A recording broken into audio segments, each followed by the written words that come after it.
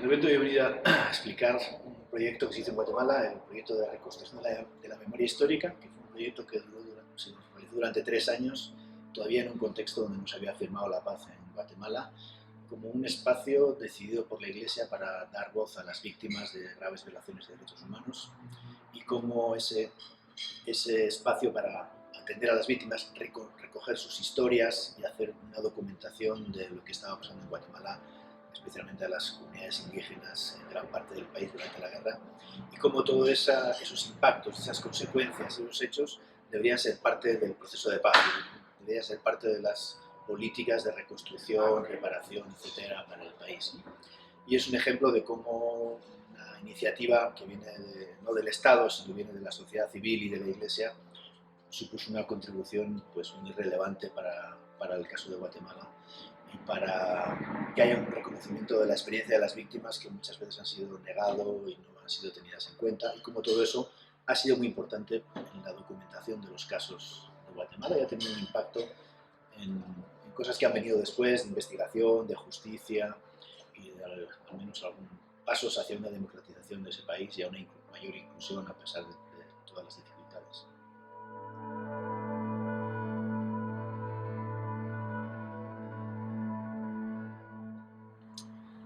Bueno, creo que es interesante el intercambio de experiencias de diferentes países porque a pesar de que México siempre tal vez se ha pensado como un país de excepción, ¿no? Como muchas veces Colombia, cuando teníamos discusiones hace años con los compañeros colombianos, siempre decían, bueno, si Colombia es diferente, es que aquí han pasado otras cosas, esto no es Centroamérica, o no es Argentina o Chile, y es cierto. Pero creo que los países pueden aprender y las sociedades civiles y la gente que estamos haciendo trabajo con víctimas y documentación de los casos pueden aprender muy diferente del contraste de experiencias distintas, pero que también ponen encima de la mesa cosas similares. Por ejemplo, un nivel de impacto muy amplio o masivo en una sociedad, de numerosas violaciones de derechos humanos, de situación de las víctimas en las que se encuentran excluidas o sus historias no han sido reconocidas, de qué hacer con las consecuencias que todo eso deja en un país.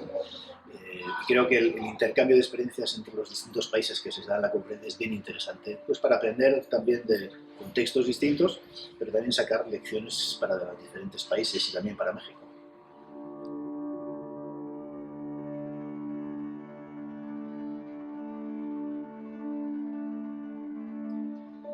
Bueno, creo que respecto a México hay que entender la dinámica de la violencia en México, a la vez que es similar a otros países tiene sus diferencias, ¿no? Pero hay una relación entre el nivel de violencia, la corrupción y las violaciones de derechos humanos, ¿no? El punto clave para cortar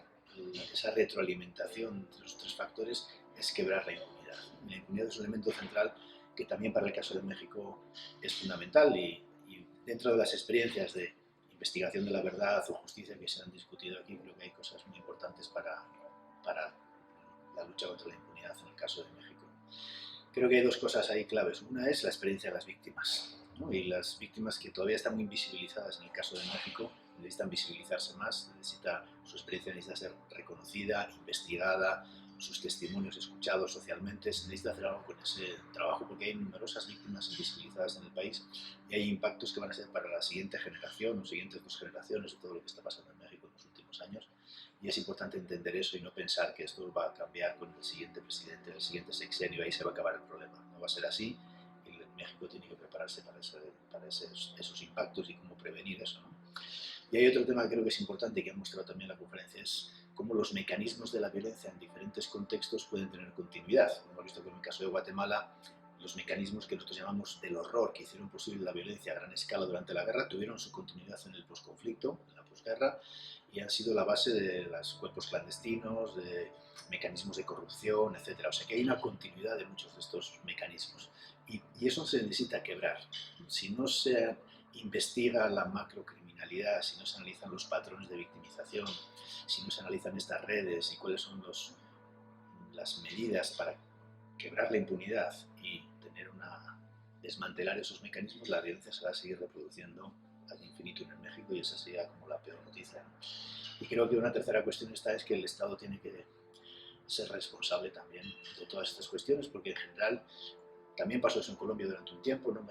Colombia decía, el Estado en Colombia decía, bueno, es que el problema es que es la falta del Estado la que hace que haya violencia, y no es la falta del Estado, sino es una infiltración del Estado y una cooptación a veces, o una colaboración de diferentes niveles de responsabilidad del Estado con el crimen organizado, lo que hace posible la violencia. Y hay una responsabilidad del Estado en eso también, y creo que eso es importante asumirlo para poder desmantelarlo y no mirar para otro lado o pensar que es un problema que invisibiliza también la responsabilidad pública.